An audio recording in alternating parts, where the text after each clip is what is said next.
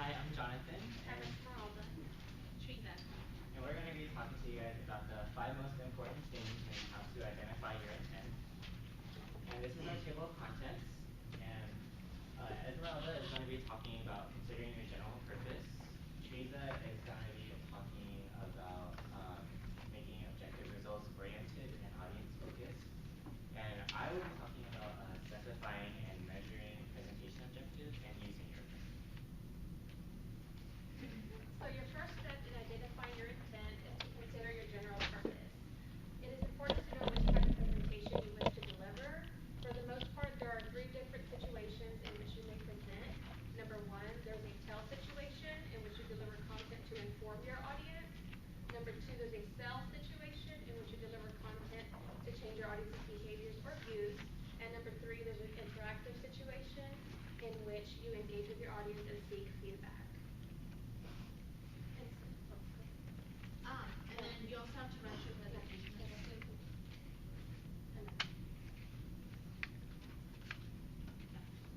There you go.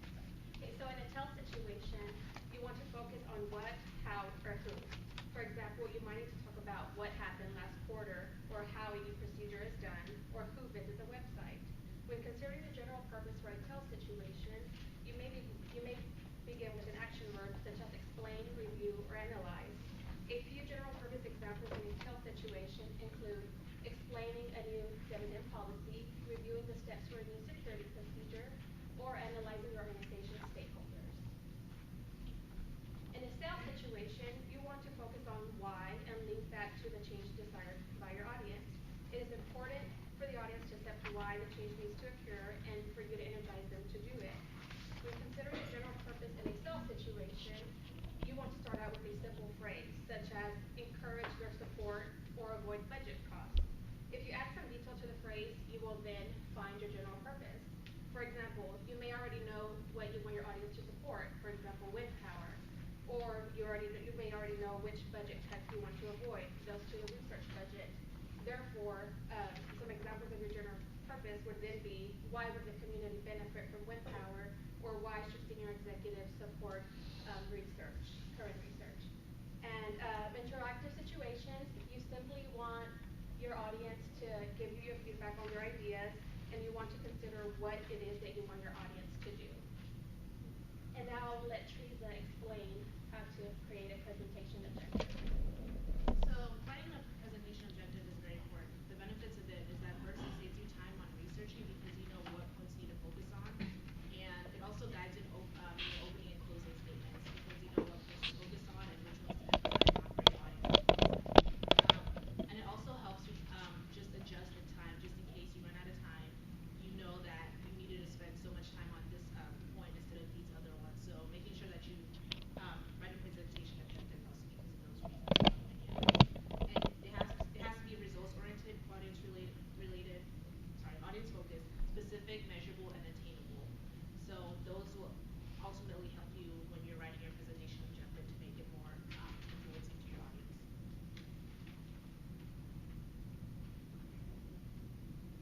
And then for results oriented and focused objective, you have to make sure that it seeks results by making it making your presentation, you're making it link to the results desired. And the way you do this, you try to create a phrase for the audience to know this by, for example, you could say as a result of my presentation. And then you also focus on your audience because it helps you realize what points that you need to make to them, and this can also influence or affect the audience as well as influence and affect you by giving you authority or credentials in a matter that you're speaking about. And you could use the phrase the audience will to hint to them that this is how your presentation will affect them. And you can also be flexible and make any changes you need to, specifically your phrase that will fit you better when you're working on your presentation.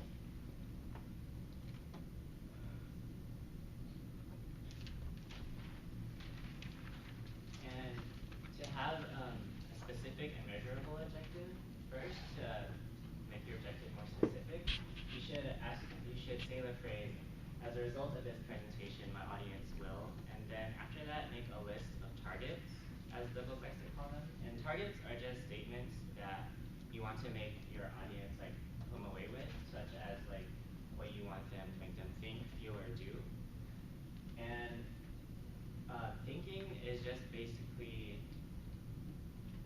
them knowledge or helping them to form an opinion. And feeling is kind of like pathos and giving them emotion or like moving them with your presentation. And doing is might be something like urging them to volunteer or be active in the community.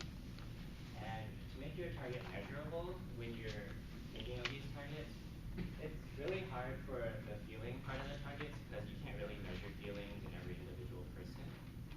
But action-based targets, like the do targets, are really easy to measure because you can see them volunteering or doing what you wanted them to do. And also, for thinking, you can kind of measure it, but it's a little bit hard. It depends on your audience, kind of. If you're just doing a conference style meeting and you're presenting information or something, you could possibly go around the room and ask them like, how did this go, what's going on. But if your audience is bigger, it'll be harder to ask people and get a good measure of how your presentation is going and how your objective is going towards that. And so when you're using an objective, you can use it as you prepare, such as once you have your objective down, you can really focus on the opening and closing of your presentation because those are the things that the audience will most likely remember. And also in the middle part of it, you should decide which parts of the information that you want to highlight and what visual aids are good to bolster that objective. And once you start rehearsing and also presenting, you can decide what parts of the presentation that you want to highlight.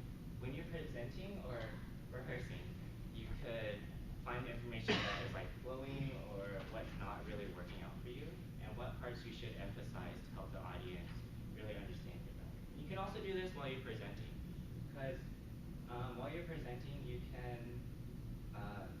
might find that things aren't flowing as you thought they would before, so you could really emphasize different parts of your presentation. And also, you can evaluate the success in terms of your objective.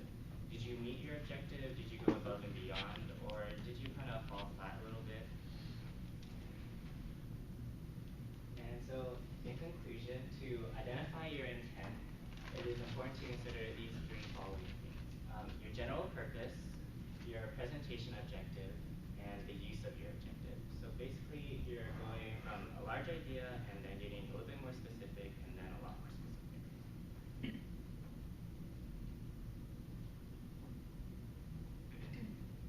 And for Can you go back to yes, the third? this one? What was, yeah, for 1 second. Can you go back to what was the number 3 thing? Like 1, 2, and This one? yeah.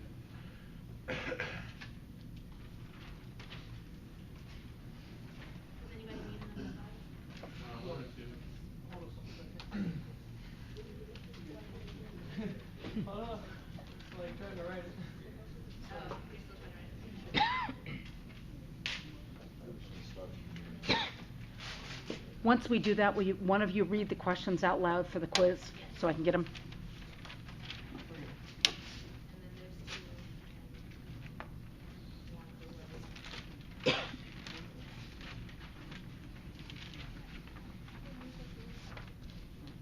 So the first question is, if seeking information from the audience, you are in blank mode or in blank mode, which means you'll be more of a facilitator than a presenter.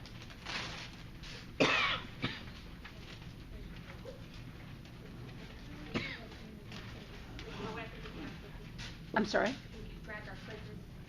I can read now. Grabbed your They what? were on the table, the quizzes. No, I don't have them. Quizzes, forms. Okay, but will you read all the questions, please? Okay,